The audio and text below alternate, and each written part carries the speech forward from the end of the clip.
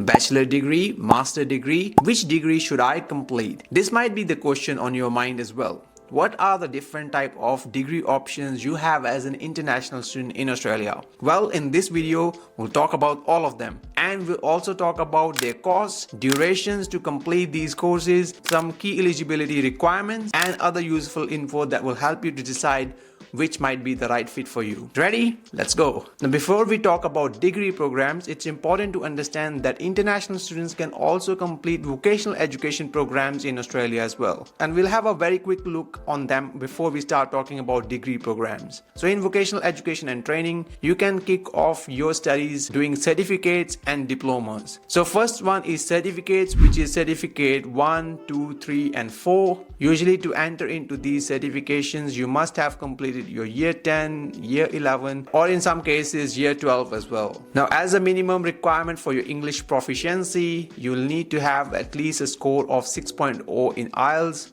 or equivalent in other tests. The duration can vary from 6 months to 1 year long to complete these certifications, and usually the cost will also vary depending upon the type of certification you're completing. Some might be cheaper while other might be relatively expensive. But on an average, you could be spending anywhere from $6,000 to $20,000 for completing these courses. These are usually entry-level qualifications. As a part of vocational education, they are very focused on providing practical skills to the students, which can be utilized on the job. A lot of times, international students use these certifications as a pathway to get into diplomas or other qualifications. But you can also start working after completing your certificate 4 as well. Now, the next level of qualification is diploma and advanced diploma, which is also part of vocational education and training. To enter into diploma qualification, you must have completed your certificate 4, or you must have completed year 11 or year 12, or equivalent in your home country. Now, English proficiency score of 6.0 in IELTS or equivalent in other tests is required. Usually for the duration, it can be anywhere from 6 months to 2 years long, and the cost of completing can be anywhere from $15,000 to $33,000 per year. Of course, some qualifications might be cheaper while other might be more expensive than these numbers. But these are just averages, and we're talking in Australian dollars. Again, these are practical courses with specialized training that will help you to get jobs in your relevant field. A lot of people in Australia working in trade sectors usually only have certifications and diplomas. They don't usually have a degree qualifications. The good thing with these diplomas and advanced diplomas is that you can get entry into the bachelor degree program as well. And sometimes you can get even credits for your bachelor degree program because of the units you might have completed in your advanced diploma course. So these were few vocational education and training programs. Now let's get into degree programs. The first one on our list is associate degree.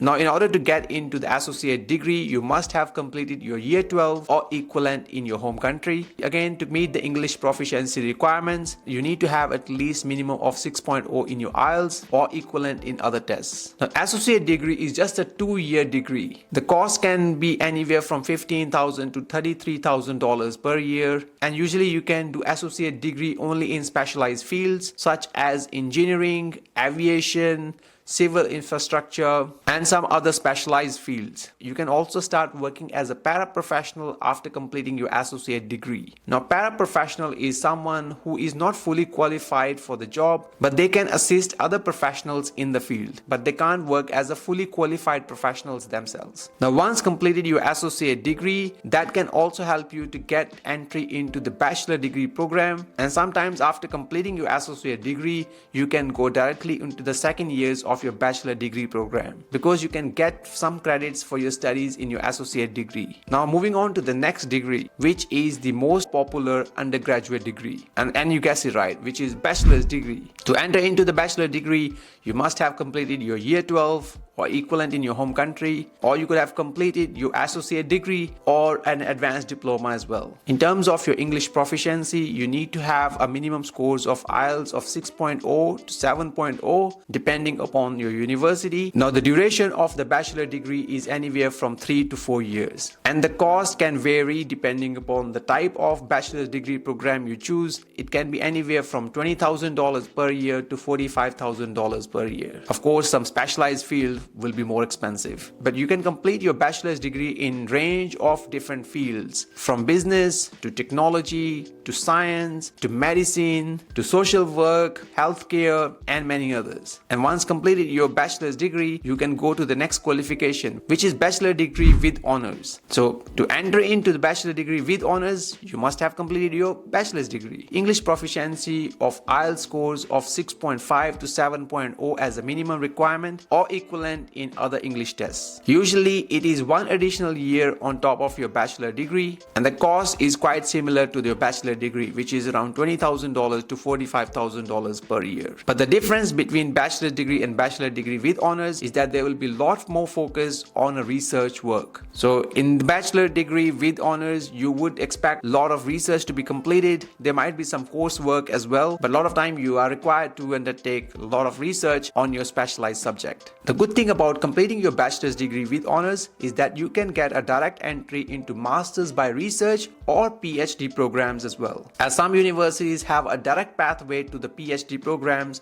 after completing the bachelor's with honors. Now, these were the undergraduate degree programs. Let's move into the postgraduate degree programs now. The first one on our list is graduate certificates and graduate diplomas. Now, don't confuse it with other certificates and diplomas we talked earlier in the vocational education programs. These are the postgraduate level qualifications. In order to get entry into these graduate certificates and graduate diplomas, you must have completed your bachelor's degree. And for your English proficiency, you would need to have at least an IELTS scores of 6.5 or more or equivalent in other tests. Usually graduate certificates are 6 months long and graduate diplomas are usually 1 year long. And the cost can vary from $10,000 to $30,000 to complete these courses. A lot of people complete these graduate certificates and graduate diplomas to get a specialized skills in their field, and many people choose these courses to do their professional development, which helps them to keep up to date with their industry. Again, these qualifications can be used as a pathway to get into the master's degree. That is our next qualification on our list. Now, there are two types of masters you can do. The first one we'll talk about is masters by coursework.